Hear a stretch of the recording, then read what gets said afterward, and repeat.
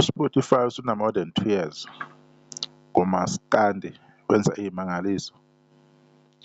So ngo-2023 uSpotify waqala waduma ngendlela odume ngayo, wakhuphuka ngamandla ngo-2024. Kulo nyaka-ke hhayi ube mawala kakhulu, kodwa izinto ey'ningi abantu bebengazazi. Angifuni ukuqamba amanga, nami ngomunye wabantu akade nje azi ukuthi ukhona uSpotify engawunaki futhi. Nanongufaka enhliziyweni ngize ngawufaka kahle 2024 nakhona usuyophela unyaka. Umuntu ubeyidlala khona iy'ngoma, ekwenza konke okwenziwayo lapho nalapho, engayihluphi nanokubhadala ama-premium akhona. Kodwa as time goes on bese u-understand-a kahle, umuntu uyibonile i-impact eza no-Spotify. Siyabona siyanibingelela. Into efana Soweto TV le ngifuna ukubheka nje abaculi abambalwa umuntu athi ukuxoxa ngabo. Kule channel akukho okungakhulunywa ngakho, sikhuluma noma yini. Into eyenza lokho ukuthi ayikho into e-straight forward esingathi ile esiyenzayo, kodwa if kuthinta abaculi bamaskandi, kuwumaskandi kuba lula kakhulu. Ngibonge ithuba. La uNjoko omunye wabantu abathwale kanzima when it comes to umaskandi. Thuke kakhulu uhlangothi lwangale ngaphesheya lomthukela nje ukuthi uphila noKhuzani, ingekho nje icala lakhe, bamthola nje lokho. Right, asikho-ke lapha.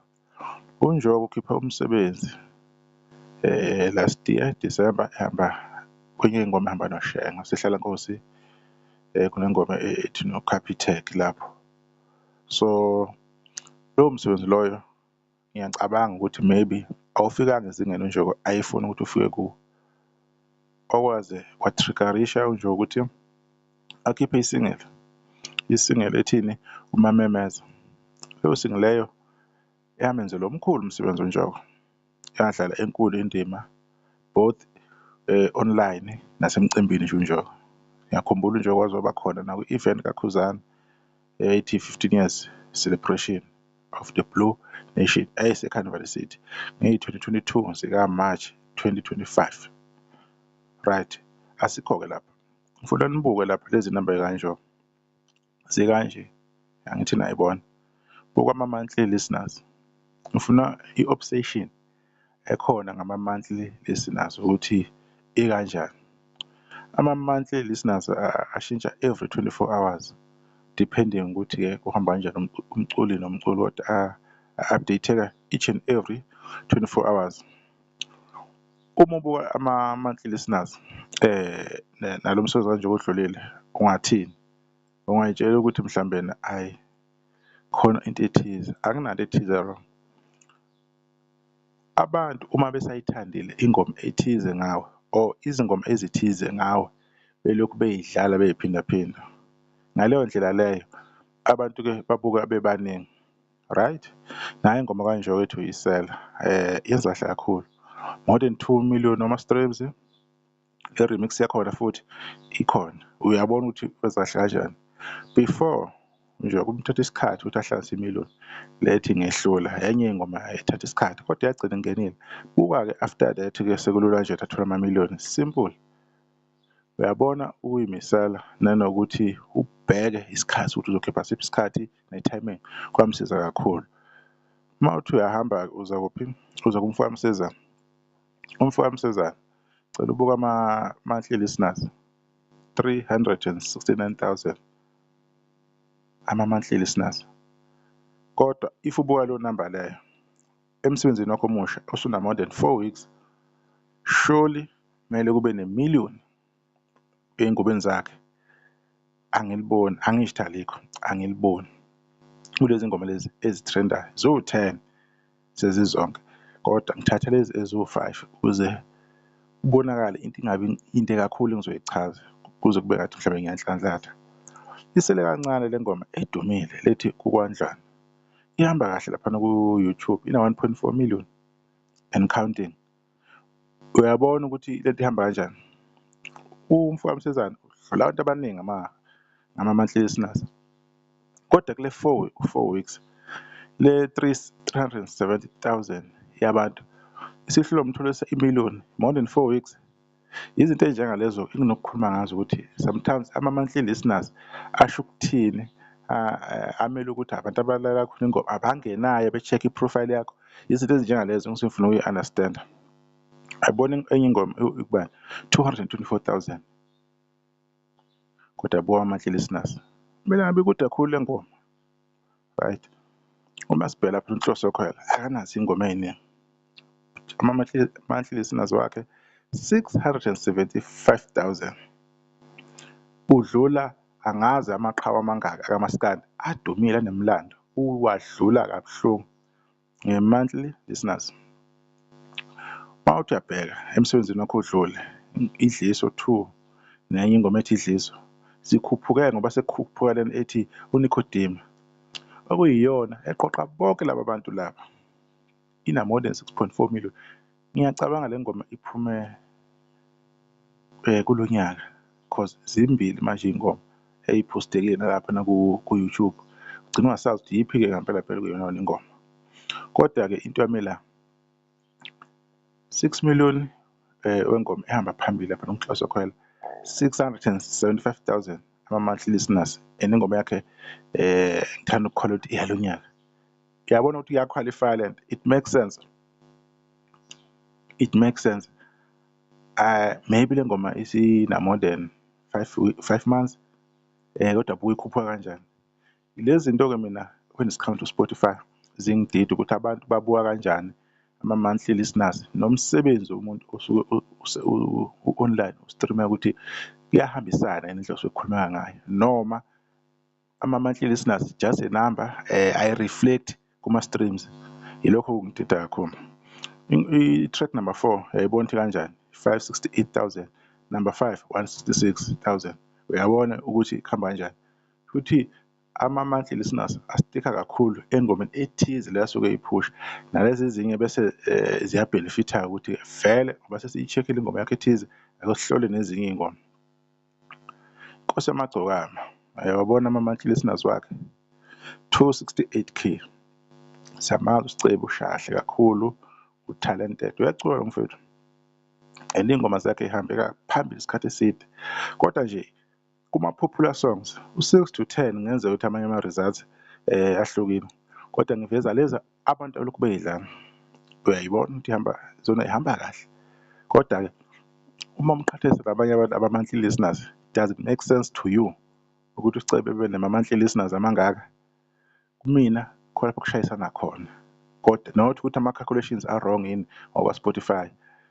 Ngishaya ukuthi mina labo bantu laba bayidlala yonke ingoma or bayayivizitha or kwenzakalani, yilokho engingakwazi. Yabona abantu laba baya-qualify ukuthi umsonzi kaSicebo bangawubuka ngale ndlela and bamstreamile kakhulu, iy'ngoma zakhe zi-more than this ezinye ey'ngavelanga, unama-million amaningi. UMroza Fakode ingoma yakhe elokhu eyikhiphile ethi ayaphi amaphoyisa, idla amagalane, zonke iy'ngoma zakhe lezi agcina ukuy'khipha zoyi-6 eziwu-5 zilaphana kule top 5, zonke zikhona kwi-top 10 ku-Spotify. Abantu abamamela umswenzi wakhe 302K. Uyabona, kuyahambisana in a way, kodwa i-track number 2 isuka kwimiliyoni, ingoma number 2 ithini 400K. Uyayibona leyo mix leyo apha efike ngishaye khona, engeke ngifise ukuthi ngicaciseleke, into engeke umuntu ayithole i-answer yakhona cause monthly listeners vele bakhawunta zonke iy'ngoma. Uma kunengoma ehamba phambili kuzobalwa yonke into i-include nezinye iy'ngoma, ababali ingoma ngayinye ngayinye ukuthi leyo nto bangaka, leyo nto bangaka. Ama-monthly listeners is the whole under lowo mculi loyo, uyabona. Ihamba kahle kakhulu le ngoma kaMroza Fakode ethi ayaphi amaphoyisa, and isazogijima futhi iyofika ko-3 million futhi engikhona, right? Uma siqhubeka-ke uBobo Mfana wePiwa, niyazi uBobo Mfana wePiwa wakhala indaba zokuthi uyavaleleka ini lapha emsebenzini kaMaskandi. Abantu bayawulalela umculo wakho, uma wenze kahle abantu bakunike ithuba. Abekho abantu abangenamona njengabalandeli bakaMaskandi, bayakulalela ekuphe ithuba. Usuke nje ukuthi izinto zakho zisuke ngahlangana ngaleso sikhathi leso, kungaqondana, izinto engafuni ukulunga zilikhoni nje kuphela, kodwa bayakunika ithuba. Baningi abafana kade bengaziwa la abafike bashisa baba-stream abantu benze imangaliso online. Ubonayo omunye abantu okwahambela kahle ngokwe-popularity online uyabonakala, noma-ke kungezona iy'ngoma ey'ningi, kodwa leyo evelile ingoma iyona emhambisa kuphi phambili. Umzila wethu lokhu ukhuphuke njalo, monthly listeners, uyabona ukuthi okay kuya-correspond-a. Ingoma yakhe ina-more than 1.5 million, iya ku-1.6 million, okusho ukuthi isazoqhubeka yenze kahle, judging by the way okwenzeka khona. Since inesikhathi iphumile, abantu bazoqhubeka beyiphushe. Khuzani, yebo, vele ama-list amaningi asuke enzelelwe insizwa yakwaKhuba. Uma ubona i-list top 10, top 15, top 20, kusuke kwenzele kuphi ekaKhuzani list. Mhla uKhuzani waba kuleyo list leyo, ngeke bayiyeka i-list, because abakwazi ukumgxeka namamiliyoni akhona unawo, a-more than 10. I-monthly listeners, does it iya-correspond-a nakho okwenzakalayo? Angazi, kodwa imbongolo okuyingoma ehambe phambili eyazamtholisa ini i-gold plug ikhona, ina-more than 2 million. Enye ithi angidlala nezingane ina-more than 1.5 million. Ezinye basa-stream iy'ngoma ey'njengomjolo, abasistikhile engomeni eyodwa. Njengoba nibona ingoma eziyi-popularity kuKhuzani, eziwu-3 azikho kwi-album igcina ukuphuma. Manje uzothini-ke? Uzoqhathanisa uthini? Angeke wazi. La akukhulunywa ngomculo kaKhuzani, kukhulunywa ngama-monthly listeners. Uma kuthinta uKhuzani ubokwazi, nayo if ingiconfuse lapho ingishaye ukuthi ikuphi okubalulekile. Izingoma lezi uthole baya-streama, ziyavela amamiliyoni, la ahlala ebuzwa akhona, usize wathola nama-gold plug ngengoma ethi angidlala ney'ngane ngembongolo, kubheka kakhulu ku-Spotify. Ngigcine ngingasazi ukuthi ikona kuphi okwenzakalayo. So into yama-monthly listeners iyi-tricky kakhulu. Ake ube ne-show mahle wona lokhu kuchunyelela ngawo, kodwa okubalulekile kakhulu ikuphi, mina ngifuna ukwazi ama-streams or yini, ngoba ngathi lapha kubhekakala kakhulu ukuthi yini le omunye umbangi angenayo ngaleso sikhathi leso, ukuze-ke kuchonyelwe-ke lo othize. Akubhekakala ukuthi leyo nto leyo ekhona ngaleso sikhathi leso ikuphi okubalulekile, e.g. ama-streams. Mina ngibona ukuthi ama-streams abalulekile.